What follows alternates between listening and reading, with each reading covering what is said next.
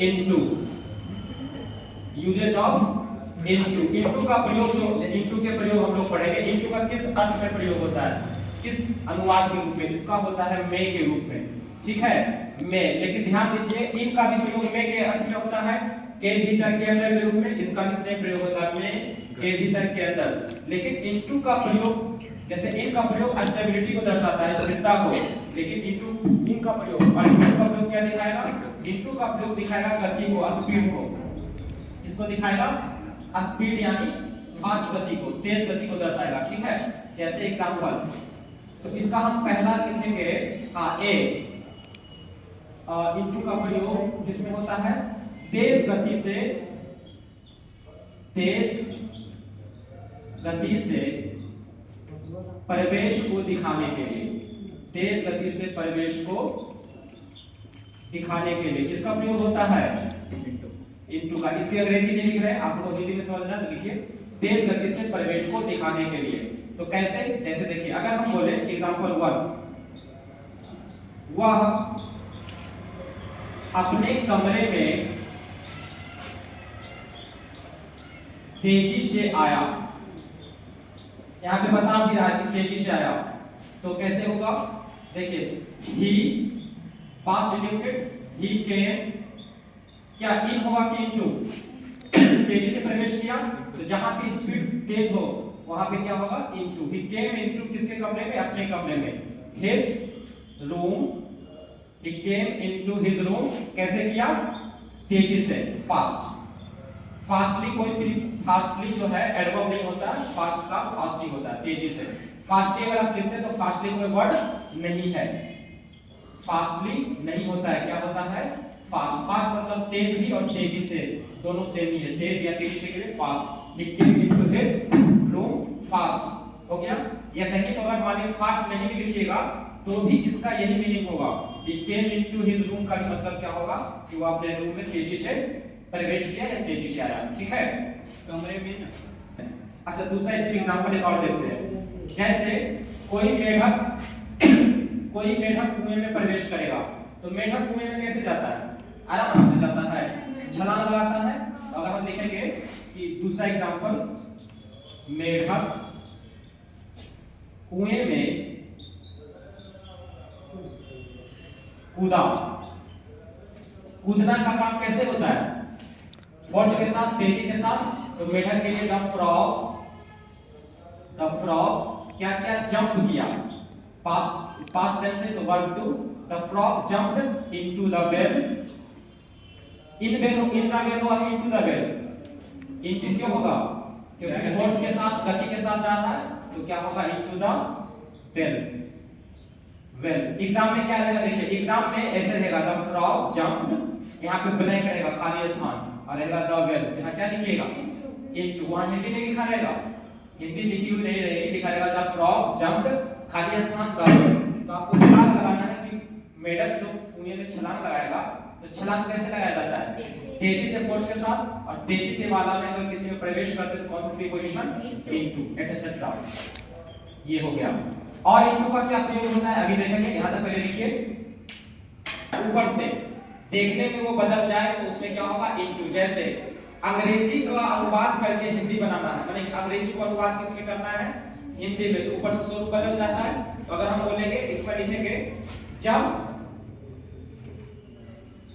किसी चीज का बाह्य परिवर्तन हो, बाह्य परिवर्तन मतलब बाहर से परिवर्तन, इसी को बोलते हैं फिजिकली चेंज्ड।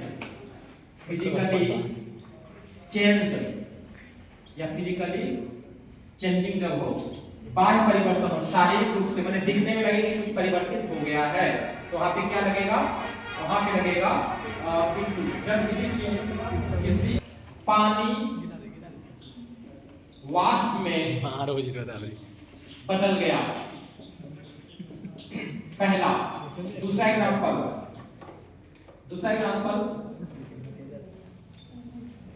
हिंदी में अनुवाद करें, ऐसे है, आप समझिए। जैसे पानी वाष्प में बदलेगा तो क्या होगा? पानी था लिक्विड फॉर्म में, वाष्प भी कौन सा फॉर्म में आ गया? गैस फॉर्म में आ गया तो सीधे फॉर्म बदल गया, स्वरूप बदल गया, उसका शरीर बदल गया। पानी था फैला हुआ था लिक्विड फॉर्म में, लेकिन जैसे ही गैस आ गया तो वो उड़ने लगा, स्कैटर्ड हो गया, फैल गया। तो जैसे इसका स्वरूप बदला तो क्या लिखा हुआ है? बाह्य परिवर्तन। पानी का बाह्य परिवर्तन जो हुआ, उसका शरीर पहले कुछ रूप में था, पानी का आकार और शरीर साइज अलग था। जैसे ही इसको गैस रूप में फॉर्म किए, देखते तितर-बितर हो गया, तो चेंज हो गया वाष्प के रूप में। तो चेंज जब इस प्रकार से हो तो क्या लगेगा? इनटू। आप लिखिए क्या मतलब? पानी, वाटर। अब देखिए कुछ खास पानी की बात कर रहे हैं, तो यहाँ पे आप जाकर यूज कर सकते हैं। निश्चित पानी की बात कर रहे हैं जिसको आप देखें कि पानी वाष्प में बदला।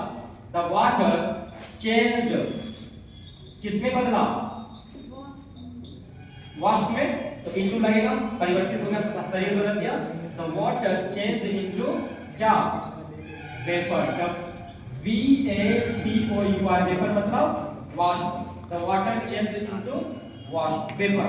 ठीक है, अब हिंदी में अनुवाद करें तो अनुवाद करने का क्या होता है? ट्रांसलेट। किस चीज में अनुवाद करें? हिंदी में। तो अगर हम किसी चीज का किसी भाषा से दूसरी भाषा में अनुवाद करेंगे तो स्वरूप बदलेगा। जैसे राम इट्स अ मैंगो, इसको हिंदी में अनुवाद करना है, राम इट्स अ मैंगो। ये दिखने में कैसा लग रहा है? लग रहा है कि नहीं कि इंग्लिश है? लग रहा है। इसका स्वरूप बदल के हिंदी में करेंगे, राम आम खाता है, राम आम, या राम एक आम खाता है, इसका स्वरूप बदल गया। तो इसमें क्या लगेगा? क्योंकि ट्रांसलेट कर रहे हैं तो ट्रांसलेट में ट्रांसलेट इन नहीं बल्कि इनटू, किसमें? हिंदी। अंग्रेजी में अनुवाद करें, ट्रांसलेट इनटू इंग्लिश, एटसेट्रा। ये बाह्य परिवर्तन में हो गया। ठीक है, देख रहे हैं हम लोग इनटू का। अभी हम लोग इनटू का देख रहे हैं, इनटू।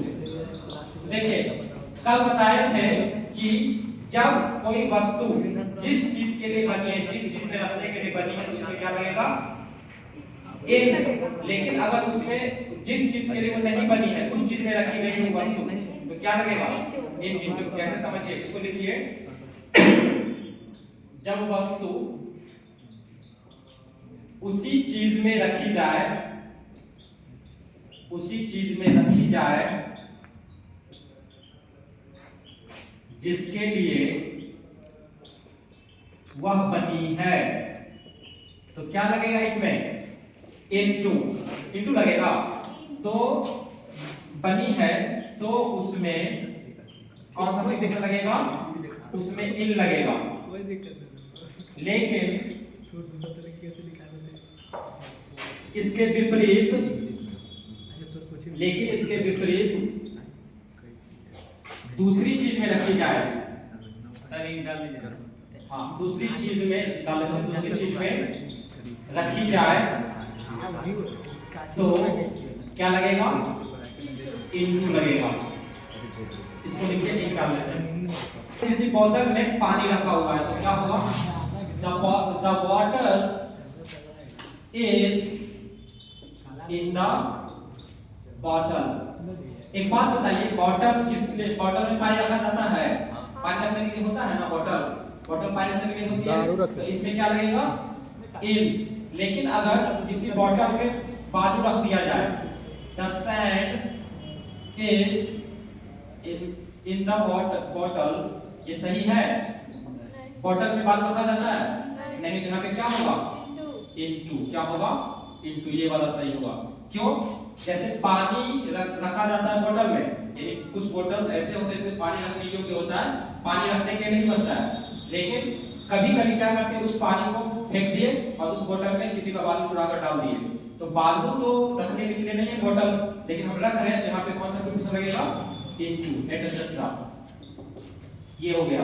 अर्थ में पर या ऊपर के अर्थ में ऑन का प्रयोग होता है। ठीक है, तो जब दोनों कांटेक्ट में हो, जब कोई एक के ऊपर हो तो वहां पे क्या लगेगा? ऑन। ठीक है, मतलब जब सरफेस कांटेक्ट में हो, सतह कांटेक्ट में हो दोनों का, तब लगेगा ऑन। जैसे ये बताया, किसी का लिखेंगे तो पहले इसका मिलाकर लिखते हैं, इसका पहला प्रयोग यूजेस ऑफ ऑन का। नंबर कहां पे होगा? तो लिखेंगे जब दोनों वस्तु के सरफेसेस मतलब सतहें, निचली सतह है दोनों की और ऊपरी सतह है, विभक्त समझाया है। जब दो वस्तु की या दोनों वस्तु के सतहें टच में हो, टच या कांटेक्ट, मतलब संपर्क में हो या छूता हुआ हो, कांटेक्ट में हो, तो कौन सा प्रीपोजिशन लगेगा? ऑन। ऑन का प्रयोग होगा जब दोनों वस्तु के सरफेसेस यानी सतहें टच में यानी कांटेक्ट में हो, संपर्क में हो। तो वहां पे जैसे बताया था कि इस केस में मेरा माथा है, दोनों का सतह कांटेक्ट में तो ऑन, ये नहीं कि इतना पे तो ऑन नहीं लगेगा। फिलहाल इतना समझिए कि दोनों कांटेक्ट में, एक के ऊपर रखा हुआ तो ऑन। एग्जांपल लिखेंगे। पहला, मेरे सिर पर एक कलम है। सिर पर कलम है मतलब सिर के ऊपर कलम है, क्या होगा? There is a pen। At लगेगा, देखिए एट भी हो सकता है, ओवर भी हो सकता है, ऑन भी हो सकता है, एबव भी हो सकता है। किसके? मेरे सिर पर, ऑन माय हेड। लेकिन समझिए ऑन माय हेड, लेकिन यहाँ पे ये समझिए, क्या कुछ बोले? लेकिन यहाँ पे ये समझिए there is a pen at, over, on, above, on my head. लेकिन एक चीज समझिए यहाँ पे क्या है कि अगर क्या बोलते हैं मेरे कांटेक्ट सिर के कांटेक्ट में, दोनों कांटेक्ट में है, तो यहाँ पे क्या होगा? ऑन।